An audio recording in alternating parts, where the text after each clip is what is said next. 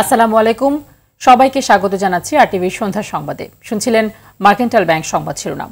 পুরো সংবাদে আপনাদের সঙ্গে থাকছি আমরা দুজন, আমি ফারজানা তানি এবং আমি হাবিবা আফরোজ।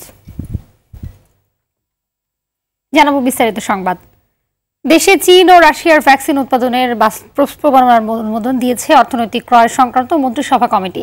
শিগগিরই এর উৎপাদন শুরু হবে বলে জানানো হয়েছে। এছাড়াও বৈঠকে ঠিকাদার ছাড়াই সরাসরি ক্রয় পদ্ধতিতে পিপিই, মাস্ক, পিসিআর কিট কেনার অনুমোদনও দেওয়া হয়। এদিকে স্বাস্থ্যমন্ত্রী জানান, দ্রুত সময়ের মধ্যে দেশে ভ্যাকসিন আনার চেষ্টা করছে সরকার। শরীদ খানের রিপোর্ট। গেল সপ্তাহে হঠাৎ করেই দেশে করোনা ভাইরাসের টিকা নিয়ে সংকট দেখা দেয়। শুরু হয় দৌড়ঝাঁপ। টিকা উৎপাদনকারী দেশ ভারতের পক্ষ থেকে সাফ জানিয়ে দেয়া হয়, টিকার পর্যাপ্ত মজুদ নেই তাদের কাছে, তাই প্রতিশ্রুত টিকার বাকি চালান এখনই দেয়া সম্ভব নয়। ভারতের এমন ঘোষণার পর শুরু হয় অন্যান্য দেশের সঙ্গে কূটনৈতিক যোগাযোগ। পাওয়া যায় রাশিয়া ও চীনের ইতিবাচক সাড়া। এরপর শুরু হয় প্রস্তুতি। বুধবার সকালে অর্থনৈতিক কর্মকাণ্ড সম্পর্কিত মন্ত্রিসভা কমিটির বৈঠকে অনুমোদন দেয়া হয় টিকা উৎপাদনের প্রস্তাবে। ফলে দেশেই উৎপাদিত হবে চীনের সিনোফার্ম ও রাশিয়ার স্পুটনিক ভি ভ্যাকসিন। আমাদেরকে বিকল্প সোর্স থেকেও আমাদের চেষ্টা করতে হবে। ইট ডাজ নট মিন যে আমাদের প্রথম যে সোর্স ছিল এটা বাতিল হয়ে গেছে, না, নট দ্যাট। প্রথম সোর্সটিও আমরা পার্শ্ব করে যাচ্ছি। কারণ আমরা বিকল্প হিসেবে, আমি আমাদেরকে আগেও বলেছিলাম, বিকল্প হিসেবে আমাদের মাথায় সবসময় রাখতে হবে। এখন বিকল্প হিসেবে আমরা রাশিয়ান স্পুটনিক আর চায়নার সাইনোফার্ম, যেটা আমরা সাইনোভ্যাক হিসেবে জানি, এই দুটি দেশ এবং এই দেশের সংশ্লিষ্ট সংস্থা যারা আছে তাদের সাথে আলোচনা চলছে আমাদের বিষয়ে ব্যবস্থা নেওয়ার জন্য। টিকা বিষয়ে আলোচনা হয়েছে রাশিয়া এবং চীন, রাশিয়ার স্পুটনিক এবং চীনের সাইনোফার্ম থেকে। এবং এই বিষয়ে কত টাকার ইনভলভমেন্ট সেটা যখন সরকারি ক্রয় কমিটির মিটিং হবে তখন সে বিষয়টা, এখন এই সিসিইএতে অর্থনৈতিক নীতিগত অনুমোদন দেওয়া হয়েছে। এছাড়াও বৈঠকে পিপিই, মাস্ক, পিসিআর কিট কেনার ক্ষেত্রে ঠিকাদার ছাড়াই সরাসরি ক্রয় পদ্ধতির অনুমোদনও দেয়া হয়। এদিকে দ্রুত সময়ের মধ্যে ভ্যাকসিনের ব্যবস্থা করা হচ্ছে বলে জানিয়েছেন স্বাস্থ্যমন্ত্রী। এছাড়া স্বাস্থ্যবিধি নিশ্চিত করতে সরকারের সবগুলো সংস্থাকে সমন্বয় করার উপর জোর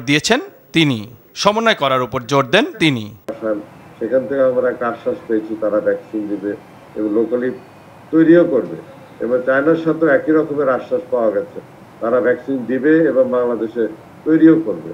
এই বিষয়ে করোনা রোগীদের চিকিৎসা দিতে রাজধানীর জাতীয় অ্যাজমা সেন্টারে কোভিড-19 ইউনিট করেছে স্বাস্থ্য অধিদপ্তর। সকালে এর উদ্বোধন করেন স্বাস্থ্যমন্ত্রী জাহিদ মালেক।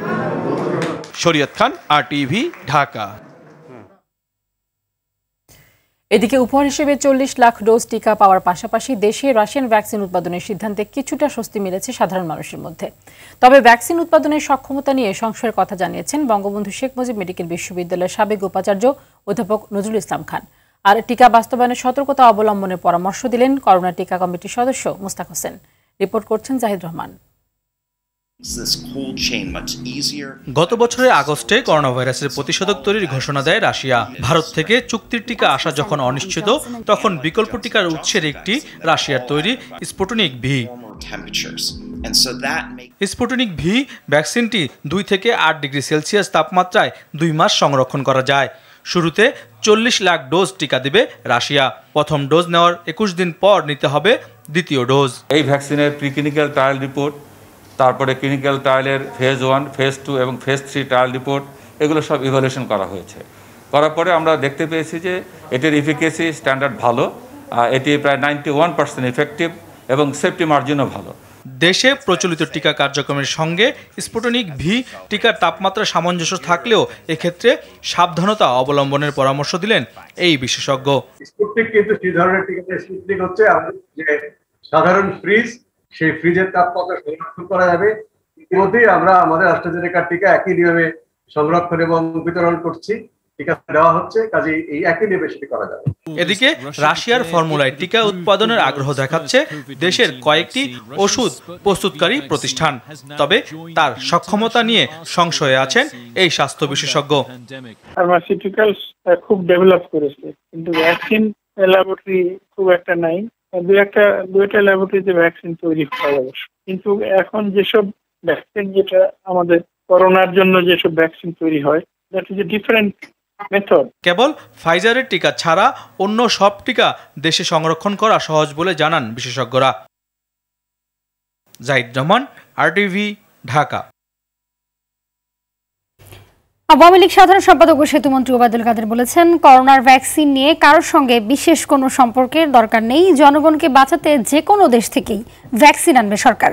শহীদ শেখ জামালের ৬৮তম জন্মবার্ষিকী উপলক্ষে সকালে বনানী কবরস্থানে প্রথমে প্রধানমন্ত্রী ও পরে দলের পক্ষে শ্রদ্ধা নিবেদন শেষে সাংবাদিকদের এসব কথা বলেন ওবায়দুল কাদের।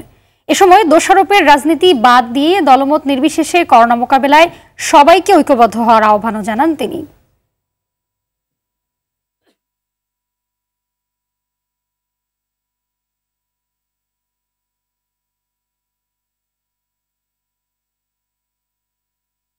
আমরা আমেরিকা থেকেও চেষ্টা করছি, চীনও দিতে চাইছে, তারাও সহযোগিতার হাত প্রসারিত করতে চায়। আমরা যেখান থেকে পাবো, আমাদের দরকার এখানে অন্য কারোর সাথে কোনো বিশেষ সম্পর্কের কোনো বিষয় নেই। আমাদের ভ্যাকসিন দরকার, আমাদের জনগণকে বাঁচাতে যেখান থেকে পাবো সেখান থেকে আমরা ভ্যাকসিন সংগ্রহ করব। দেশে করোনা ভাইরাসে আক্রান্ত হয়ে ২৪ ঘন্টায় আরও ৭৭ জন মারা গেছেন। এ নিয়ে ভাইরাসটিতে মৃতের সংখ্যা বেড়ে দাঁড়ালো ১১,৩০৫ জন। নতুন রোগী শনাক্ত হয়েছেন ২,৯৫৫ জন। মোট শনাক্ত ৭,৫৪,৬১৪ জন। স্বাস্থ্য অধিদপ্তরের সংবাদ বিজ্ঞপ্তিতে এসব তথ্য জানানো হয়েছে। ২৪ ঘন্টায় সুস্থ হয়েছেন আরও ৫,৩৯২ জন। এ নিয়ে মোট সুস্থ রোগীর সংখ্যা দাঁড়ালো ৬,৭২,৩১৯। চলমান লকডাউনের মেয়াদ ৫ মে পর্যন্ত বাড়িয়ে প্রজ্ঞাপন জারি করেছে মন্ত্রিপরিষদ বিভাগ। স্বাস্থ্যবিধি মানা সাপেক্ষে দোকানপাট ও শপিং মল সকাল ১০টা থেকে রাত ৮টা পর্যন্ত খোলা রাখার কথা বলা হয়েছে প্রজ্ঞাপনে। এদিকে মার্কেটগুলোতে মাস্ক ব্যবহারের প্রবণতা বাড়লেও তা শতভাগ নয়। অনেক মার্কেটে স্বাস্থ্যবিধি পালনে দেখা গেছে কর্তৃপক্ষের উদাসীনতাও। রুহুল আমিন তুহিন জানাচ্ছেন বিস্তারিত। আমরা সম্ভবত আরো এক সপ্তাহের জন্য এটা কন্টিনিউ করতে যাচ্ছি। চলমান লকডাউন আরো এক সপ্তাহ বাড়ছে এমন কথা জনপ্রশাসন প্রতিমন্ত্রী জানিয়েছিলেন দুদিন আগেই। বুধবার তা জারি হলো প্রজ্ঞাপন আকারে। আগের বিধিনিষেধের সঙ্গে যুক্ত হয়েছে কয়েকটি নতুন নির্দেশনাও। প্রজ্ঞাপনে বলা হয়, পণ্য পরিবহন ছাড়া স্থল, নৌ ও বিমানযোগে ভারত থেকে বাংলাদেশে প্রবেশে নিষেধাজ্ঞা বহাল থাকবে। শুধুমাত্র ভিসার মেয়াদ উত্তীর্ণ বাংলাদেশিরা বাংলাদেশ হাইকমিশনের অনুমতি নিয়ে দেশে আসতে পারবে। তবে থাকতে হবে 14 দিনের কোয়ারেন্টিনে। এতে আরও বলা হয়, আসন্ন ঈদুল ফিতরের নামাজের বিষয়ে ধর্ম বিষয়ক মন্ত্রণালয়ের নির্দেশনা অনুযায়ী কার্যক্রম গ্রহণ করতে হবে। এদিকে যতই ঘনিয়ে আসছে ঈদ, ততই রাজধানীর শপিং মলগুলোতে আনাগোনা বাড়ছে ক্রেতাদের।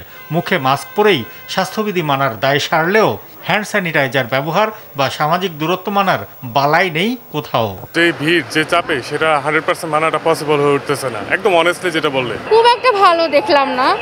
সবার মুখে মাস্ক নাই, আবার কারোর মুখে আছে। মোটামুটি মনে হচ্ছে যে আগের তুলনায় অনেক মানুষ সচেতন হয়েছে। ম্যাক্সিমাম লোকেরই মাস্ক পরা, মাস্ক ছাড়া লোকজন কমই দেখা যাচ্ছে। তবে এখনো উদাসীন মানুষের সংখ্যা চোখে পড়ার মতো।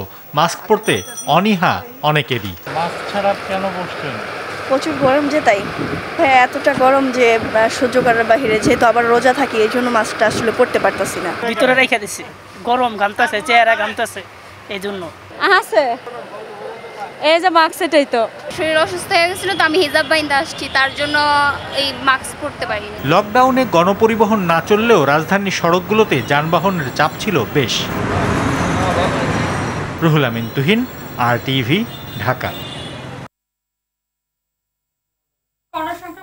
ভারতের সঙ্গে স্থল সীমান্ত বন্ধের তৃতীয় দিনে বিশেষ ব্যবস্থাপনায় 50 বাংলাদেশি দেশে ফিরেছেন। এর আগে গতকাল কলকাতায় বাংলাদেশের ডেপুটি হাইকমিশনার অফিস থেকে NOC নিয়ে 70 জন যাত্রী দেশে ফেরে। তবে পণ্য পরিবহন স্বাভাবিক রাখতে আমদানি রফতানি চলছে, ফলে বেনাপোল সহ দেশের বিভিন্ন বন্দর দিয়ে ভারতে চালক শ্রমিকরা নিয়মিত যাতায়াত করছে। বন্দরের স্বাস্থ্য পরীক্ষার পর্যাপ্ত ব্যবস্থা না থাকায় ভারতের অতি সংক্রমণ, করোনার ধরন ছড়িয়ে পড়ার আশঙ্কা দূর হচ্ছে না। মানা হচ্ছে না স্বাস্থ্যবিধি। ট্রাক চালক ও হেলপারদের মধ্যে নেই সচেতনতাও।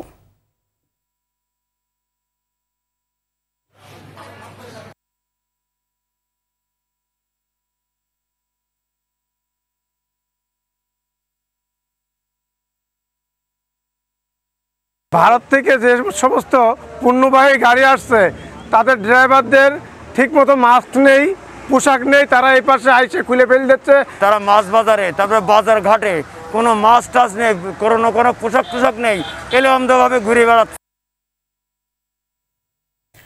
প্রধানমন্ত্রী শেখ হাসিনাকে ঈদ উল ফিতরের শুভেচ্ছা জানিয়েছেন জাতীয় পার্টি চেয়ারম্যান ও জাতীয় সংসদের বিরোধী দলীয় উপনেতা জিএম কাদের। দুপুরে জিএম কাদেরের সহকারী একান্ত সচিব মোহাম্মদ আবু তৈয়ব প্রধানমন্ত্রীর প্রোটোকল অফিসার 2 মোহাম্মদ আবু জাফর রাজুর গণভবন কমপ্লেক্সের বাসভবনে ঈদের শুভেচ্ছা কার্ড পৌঁছে দেন। এর আগে গতকাল প্রধানমন্ত্রী শেখ হাসিনা সংসদের বিরোধী দলীয় নেতা বেগম রওশন এরশাদ ও বিরোধী দলীয় উপনেতা জিএম কাদেরকে ঈদ উল ফিতরের শুভেচ্ছা জানান।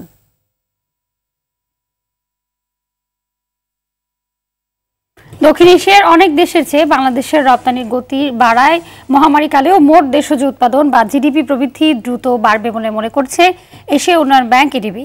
আজ প্রকাশিত এডিবির এশিয়ান ডেভেলপমেন্ট রিপোর্টে বলা হয়, সরকারের দেয়া প্রণোদনার সুফল মেলার পাশাপাশি বিশ্ব বাণিজ্য ও অর্থনৈতিক পরিস্থিতি উন্নতি হওয়ায় 2020-21 অর্থবছরে বাংলাদেশের 6.8% জিডিপি প্রবৃদ্ধি হতে পারে। অর্থমন্ত্রীও আশা করছেন এবছর জিডিপির প্রবৃদ্ধি 6% বেশি হবে। রিপোর্ট। চলতি অর্থ বছরের বাজেটে সরকার 8.2% প্রবৃদ্ধির লক্ষ্যমাত্রা নির্ধারণ করলেও মহামারীর পরে তা 7.4% নামিয়ে আনে। বিশ্ব অর্থনীতির টেকসই পুনরুদ্ধারের পাশাপাশি বাংলাদেশের রপ্তানি ও আমদানির গতি বাড়লে আগামী অর্থ বছরে প্রবৃদ্ধি বেড়ে 6.8 থেকে 7.2% হতে পারে বলে পূর্বাভাস দিয়েছে এডিবি। প্রতিবেদনে বলা হয়, রেমিটেন্সের শক্তিশালী প্রবাহ অব্যাহত থাকায় ব্যক্তি খাতে ভোগ ব্যয় বাড়বে। বিশ্ব অর্থনৈতিক পরিস্থিতি ও ব্যবসা বাণিজ্যের পরিবেশের উন্নতি হলে বেসরকারি খাতের বিনিয়োগেও গতি আসবে। বাংলাদেশের পাশাপাশি দক্ষিণ এশিয়ার অন্যান্য দেশেও ধীরে ধীরে জিডিপি প্রবৃদ্ধি শক্তিশালী ধারায় ফিরবে বলে পূর্বাভাস দিয়েছে এশীয় উন্নয়ন ব্যাংক। জাতীয় ক্রয় সংক্রান্ত অর্থনৈতিক কমিটির সভায়ও অর্থমন্ত্রী এমনটি জানালেন। তো আপনারা যে পূর্বাভাস দিয়ে আসছে, তাদের পূর্বাভাস অনেক সময় আমাদের অ্যাটেইনমেন্টের কাছাকাছি থাকে, আমাদের যে অর্জনের কাছাকাছি থাকে। এটি যদি আমরা অর্জন করতে পারি, এটা ভালো অর্জন। আমাদের যদিও প্রত্যাশা আরো বেশি, আমাদের আরো বেশি করার আমাদের প্রত্যাশা। আর এটুকু যদি করা যায়, তবুও সাউথ ইস্ট এশিয়া সবার উপরে থাকবে বাংলাদেশ। মহামারীর ধাক্কায় 2019-20 অর্থ বছরে বাংলাদেশের জিডিপি প্রবৃদ্ধি 5.2% নেমে আসে। আগের অর্থ বছরে যা 8.2 ছিল। জুবায়ের সানি, RTV, ঢাকা। সুরতহাল ও ময়না তদন্তকারী চিকিৎসকের প্রাথমিক তথ্য অনুযায়ী কলেজ ছাত্রী মোশাররত জাহান মুনিয়া আত্মহত্যা করেছেন। আত্মহত্যার প্ররোচনায় প্রধান অভিযুক্ত বসুন্ধরা গ্রুপের ব্যবস্থাপনা পরিচালক সায়েম সোবহান আনভীর জড়িত কিনা তার তদন্ত করছে পুলিশ। স্বরাষ্ট্রমন্ত্রী বলেছেন, কেউ আইনের ঊর্ধ্বে নয়, দোষী প্রমাণ হলে নেওয়া হবে ব্যবস্থা। বিস্তারিত থাকছে আপেল শাহরিয়ারের রিপোর্টে। গুলশানের অভিজাত ফ্ল্যাট থেকে কলেজ ছাত্রী মোশাররত জাহান মুনিয়ার লাশ উদ্ধারের পর থেকেই হত্যা নাকি আত্মহত্যা তা নিয়ে নানা মহলে প্রশ্ন ওঠে। এরই মধ্যে সুরতহাল ও ময়না তদন্তকারী চিকিৎসকের প্রাথমিক রিপোর্ট হাতে পেয়েছে তদন্তকারী দল, যাতে সে আত্মহত্যা করেছে বলে জানালেন গুলশানের উপ পুলিশ কমিশনার সুদীপ কুমার চক্রবর্তী। সুরতহালের সময় তারা শরীরে অন্য কোনো জখমের চিহ্ন বা কোনো আঘাত সেগুলো কিন্তু তারা শনাক্ত করেননি বা ওই ধরনের কোনো আঘাত নেই। তবে আত্মহত্যার প্ররোচনার অভিযোগে দায়েরকৃত মামলার আসামি বসুন্ধরা গ্রুপের ব্যবস্থাপনা পরিচালক সায়েম সোবহান আনভীর জড়িত কিনা তার তদন্ত চলছে বলে জানায় পুলিশ। ইতিমধ্যে আমরা তার 6টি ডায়েরি পেয়েছি এবং এই ডায়েরিগুলোতে বিশ্লেষণ করে আমরা কিন্তু বেশ গুরুত্বপূর্ণ তথ্য পেয়েছি এবং তার মধ্যে যে এক ধরনের বড় হতাশা ছিল সেগুলো কিন্তু ডায়েরিতে ফুটে এসেছে। ঘটনার দিন বা ঘটনার আগের দিন আমরা অভিযুক্তের ওই এলাকায় কোনো ধরনের মুভমেন্টে কোনো ফুটেজ পাইনি, তবে এর আগে আমরা পেয়েছি। সেগুলো আমরা অবশ্যই যথাযথভাবে আমরা সেগুলো বিজ্ঞ আদালতের অনুমতি সাপেক্ষে আমরা এই মামলার গুরুত্বপূর্ণ সাক্ষ্য হিসেবে সেগুলোকে অবশ্যই বিবেচনায় নিব। এদিক মুনিয়ার লাশ উদ্ধারের পর থেকে সায়েম সোবহান আনভীর রয়েছেন ধরাছোঁয়ার বাইরে, যদিও স্বরাষ্ট্রমন্ত্রী জানালেন জড়িত থাকার প্রমাণ পাওয়া গেলে ছাড় নয়। আইন অনুযায়ী চলবে, যেই অপরাধী হয় তাকে আইনের মুখোমুখি হতে হবে, বিচারের মুখোমুখি হতে হবে। এটা তদন্তাধীন রয়েছে, সেই তদন্তের পরেই আমরা বলতে পারবো। মুনিয়ার মৃত্যুর ঘটনায় সুষ্ঠু বিচারের দাবি জানায় তার পরিবার। এটা পরিকল্পিত হত্যাকাণ্ড, এটা আত্মহত্যা নয়। মাননীয় প্রধানমন্ত্রী জননেত্রী শেখ হাসিনার কাছে বীর মুক্তিযোদ্ধার সন্তান হিসাবে দেশের প্রচলিত আইন অনুযায়ী তাকে গ্রেপ্তার করে কঠিন শাস্তি দাবি করছি। মামলার বাদী জানান তার বোনকে বিয়ে করে বিদেশে স্থায়ী হবেন বলে প্রতিশ্রুতিও দিয়েছিলেন আসামি। আপেল শাহরিয়ার, RTV, ঢাকা।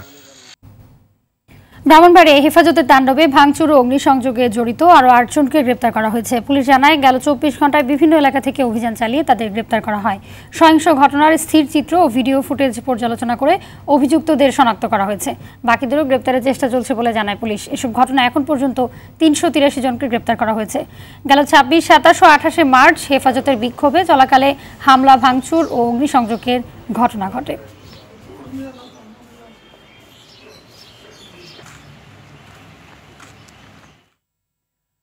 শতাংশ লভ্যাংশ অনুমোদন করল mercantile bank. Balance sheet, profit and loss account এবং ব্যাংকের শেয়ার হোল্ডারদের জন্য 10% নগদ ও 5% বোনাস লভ্যাংশ দেওয়ার সিদ্ধান্ত অনুমোদন দেওয়া হয়। ব্যাংকের পরিচালনা পর্ষদের চেয়ারম্যান আলহাজ মোর্শেদ আলম এমপির সভাপতিত্বে অনুষ্ঠিত সভায় ব্যাংকের ব্যবস্থাপনা পরিচালক ও প্রধান নির্বাহী মোহাম্মদ কামরুল ইসলাম চৌধুরী সহ অন্যান্য কর্মকর্তারা সরাসরি ও ভার্চুয়ালি উপস্থিত ছিলেন। করোনা মহামারীর মধ্যে সফলভাবে ব্যাংক পরিচালনার জন্য ব্যাংকের শেয়ার হোল্ডার ও গ্রাহকদের ধন্যবাদ জানান মার্কেন্টাইল ব্যাংকের চেয়ারম্যান আলহাজ মোর্শেদ আলম।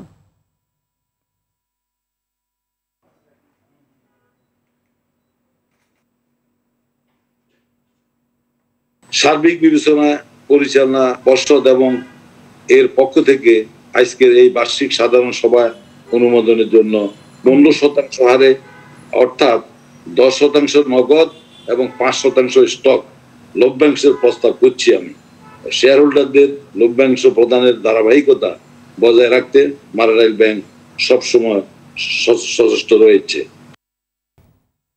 সংঘর্ষ ও হামলার প্রতিবাদে চট্টগ্রাম মেডিকেল কলেজ হাসপাতালে কর্মবিরতি পালন করছেন ইন্টার্ন চিকিৎসকরা। এতে দুর্ভোগে আছেন রোগীরা। যদিও দুপুরে ধর্মঘট প্রত্যাহারে হাসপাতালের সম্মেলন কক্ষে দুই পক্ষের সঙ্গে বৈঠকে বসে কর্তৃপক্ষ। দীর্ঘ 2 ঘন্টা আলোচনার পরেও চিকিৎসকদের চলা কর্মবিরতির বিষয়ে কোনো সমাধান হয়নি। ইন্টার্ন চিকিৎসকরা জানিয়েছেন তাদের উপর হামলাকারীদের বহিষ্কার এবং বহিরাগতদের দৃষ্টান্তমূলক শাস্তির আওতায় আনা না হলে কর্মবিরতি চলবে। গতকাল ছাত্রলীগের 2 গ্রুপের সংঘর্ষের ঘটনার প্রতিবাদে ইন্টার্ন চিকিৎসকরা এই কর্মবিরতি পালন করছেন। বান্দরবানের সন্ত্রাসীদের আস্তানা থেকে অস্ত্র, গুলি, নগদ টাকা সহ বিভিন্ন সরঞ্জাম উদ্ধার করেছে সেনাবাহিনী। ভোরে বান্দরবান সেনা জোনের একটি দল নোয়াপতং ইউনিয়নে অভিযান চালিয়ে এই সরঞ্জাম উদ্ধার করে। তবে এ সময় সন্ত্রাসীরা পালিয়ে যায়। পার্বত্য চট্টগ্রামের আঞ্চলিক সংগঠন জনসংহতি সমিতির সাধারণ মানুষের কাছ থেকে চাঁদা আদায় করছে এমন অভিযোগে অভিযান পরিচালনা করে সেনা সদস্যরা।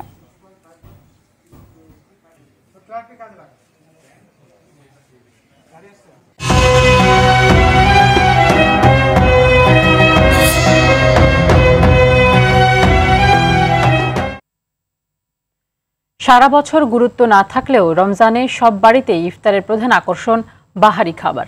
কিন্তু এসব বাহারি খাবার দিয়ে ভুরি ভোজ ইসলাম সম্মত নয় বলে জানিয়েছেন ইসলামী চিন্তাবিদরা। ইফতারে খেজুর, পানি সহ অল্প আহারের পরামর্শ দিয়েছেন চিকিৎসকরা। বিস্তারিত দেখুন বিল্লাল হোসেনের রিপোর্টে। ইফতার মানেই নানান ধরনের খাবারের পরশা। এজন্য এক চিরায়িত রূপ হয়ে দাঁড়িয়েছে, যেন এইসব খাবার না খেলেই নয়। ঢাকা বিশ্ববিদ্যালয়ের সহকারী অধ্যাপক হাফেজ হুসাইন বান্না বলছেন, খেজুর পানি দিয়ে ইফতার করতেন রাসূল সাল্লাল্লাহু আলাইহি সাল্লাম, আর সেটিকে অনুসরণ করাই উত্তম। ইফতারে সামান্য পরিমাণ আহার করেই ইবাদতের দিকে মশগুল হওয়া উচিত। অত্যন্ত সাদামাটা ইফতার হওয়া উচিত আমাদের। কি সাদামাটা কি, যে রাসূল খেজুর খেতেন এবং খেজুরটা যেহেতু ওই সময় শরীরের জন্য উপকারী, যারা অর্থনৈতিক কষ্টে আছে তাদের কথা চিন্তা করে আমরা তাদের সাথে আমাদের ইফতারিটা এবং আমাদের খাবারগুলি আমরা ভাগ করে নিব এবং আমি আমার ইবাদতকে বাড়িয়ে দেব, আমার কোরআন তেলাওয়াতকে বাড়িয়ে দিব। অন্যদিকে ইফতারে ভাজা পোড়া সহ বেশি পরিমাণ আহারকে স্বাস্থ্যসম্মত নয় বলে মনে করেন চিকিৎসকরা। তারা জানান, ইফতারে বেশি খেলে স্বাস্থ্যের নানা সমস্যা হওয়ার সম্ভাবনা থাকে। আমাদের দেশে একটা অভ্যাস, সব দেশে দেখবেন ইফতার যেভাবে সাজায়, ইফতারের পরপর খুব বেশি পরিমাণে খাবার একটা অভ্যাস বা যদি আপনি বলেন, এটা কিন্তু সব দেশে আছে, আমাদের দেশে আমরা দেখি। আমাদের দেশের মানুষের অনেকে গ্যাস্ট্রিক বা আলসার এসব রোগ থাকে। আমাদের দেশে আমরা অভ্যাস আছে ওই মরিচ খাওয়া বেশি, পেঁয়াজু বা অন্যান্য ভাজা ভাজা জিনিস খাওয়া। এই সময়টায় না খাওয়াই ভালো। রোজার মূল উদ্দেশ্য হাসিলের জন্য ইফতারে বেশি পরিমাণ আহার না করে সমাজের রোজাদারদের মাঝে বিলিয়ে দেওয়ার পরামর্শ দিয়েছেন ইসলামী চিন্তাবিদরা। বিলাল হোসেন, RTV, ঢাকা। মার্কেটাইল ব্যাংক লিমিটেডের উদ্যোক্তা, পরিচালক ও বিশিষ্ট শিল্পপতি আলহাজ মোর্শেদ আলম এমপি পুনরায় ব্যাংকটির চেয়ারম্যান নির্বাচিত হয়েছেন। বুধবার পরিচালনা পর্ষদের ৩৮৫তম সভায় সর্বসম্মতিক্রমে এই সিদ্ধান্ত হয়। মোর্শেদ আলম বেঙ্গল গ্রুপ অব ইন্ডাস্ট্রিজের প্রতিষ্ঠাতা চেয়ারম্যান। সফল এই মানুষটি ১০ম ও ১১তম জাতীয় সংসদ নির্বাচনে নোয়াখালী ২ আসন থেকে সংসদ সদস্য নির্বাচিত হন। এছাড়াও তিনি বেসরকারি টেলিভিশন চ্যানেল RTV ও ন্যাশনাল লাইফ ইন্স্যুরেন্স কোম্পানির চেয়ারম্যান। আলহাজ মোর্শেদ আলম ব্যাংক, বিমা, আর্থিক সেবা, গণমাধ্যমের পাশাপাশি আবাসন ও নির্মাণ শিল্প, হোটেল অ্যান্ড রিসোর্টস, রপ্তানিমুখী সহ বহু ব্যবসা ও শিল্পের সঙ্গে সম্পৃক্ত।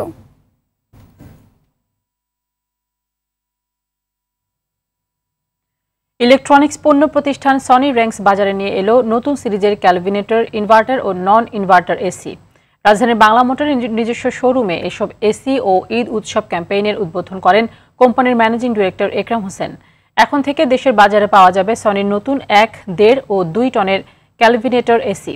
ঈদ উৎসব ক্যাম্পেইনে সনি র্যাঙ্কসের সকল শোরুম ও অনলাইন স্টোরে পণ্য কিনলে ক্রেতারা পাবেন আকর্ষণীয় ডিসকাউন্ট, ফ্রি গিফট ও লাখ লাখ টাকার গিফট ভাউচার।